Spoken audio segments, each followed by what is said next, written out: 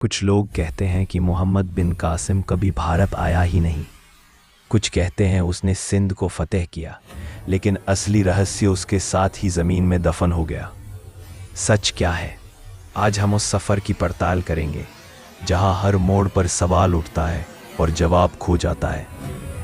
रात के अंधेरे में एक जवान सिपाही अपनी तलवार को धूल से साफ करता है। हवा थमी हुई लगती है, जैसे समय वहीं ठहर गया हो। ये था मोहम्मद बिन कासिम, सिर्फ 17 साल का, लेकिन उसकी आंखों में वह फैसला था जिसे देखकर अनुभवी भी कांप उठते। बसरा के किले में एक खामोश रात, गवर्नर हज्जाज बिन यूसुफ के हाथ एक पैगाम आता है। लिखा होता है, सिंध के समुद्र में मुसलमान कैदियों को कैद कर लिया गया है।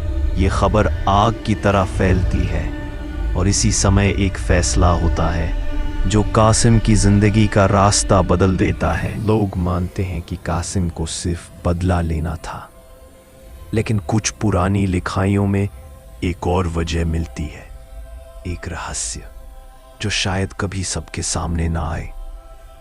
क्या इस अभियान के पीछे सियासत थी या एक व्यक्तिगत बदला?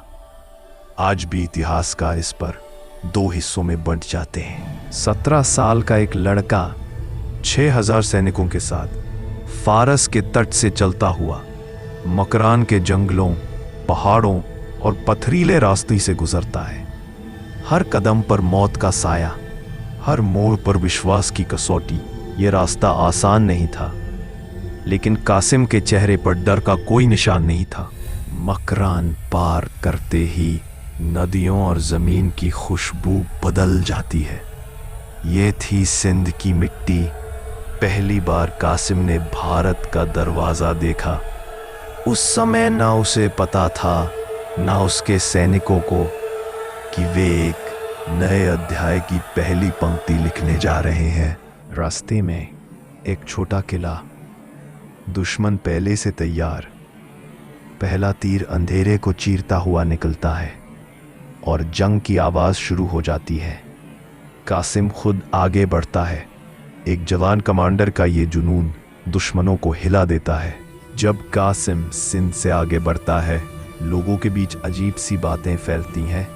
एक 17 साल का लड़का हमारे शहरों को फतेह कर रहा है। कुछ कहते हैं वह भूत की तरह चलता है, कुछ कहते हैं उसके साथ फरिश्तों की मदद है। सच कोई नहीं जानता। समुद्र के किनारे एक किला, देबाल यहाँ का ध्वज गिराना पूरे सिंध को हिला देने के बराबर था।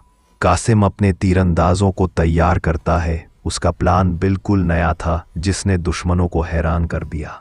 रात में किले की दीवारों पर अजीब सा सन्नाटा छाया होता है, जैसे किला खुद डर गया हो। पहला गोला आसमान चीरता हुआ गिरता है, जैसे किसी परिंदे की चीख। किला टूटने लगता है। जंग का शोर, तीरों की बारिश और तलवारों की चमक। कासिम फिर सबसे आगे, उसकी हर हरकत में अजीब सा सुकून, जैसे ये सब पहले से लिखा हुआ था। सुबह होने तक देबाल कासिम के कदमों में था, लेकिन असली आश्चर्य तब हुआ जब लोगों ने उसका चेहरा देखा। एक 17 साल का जवान, जिसे देखकर कोई मान ही नहीं सकता था कि यही वहां का कमांडर है। कासिम ने सिंध जीता, ईमान से हुकूमत चलाई और लोगों को अमन दिया, लेकिन आज भी एक सवाल जिंदा है। क्या वह हीरो था या एक रहस्य जिसका असली मकसद कभी समझ ही नहीं आया? आखिर एक 17 साल का लड़का, इतनी बड़ी फौज, इतनी बड़ी जिम्मेदारी, क्या ये सब संयोग था या किसी बड़ी चाल का हिस्सा? इस सफर में कासिम ने जो रास्ता तय किया, उसने इतिहास की दिशा हमेशा के लिए बदल दी।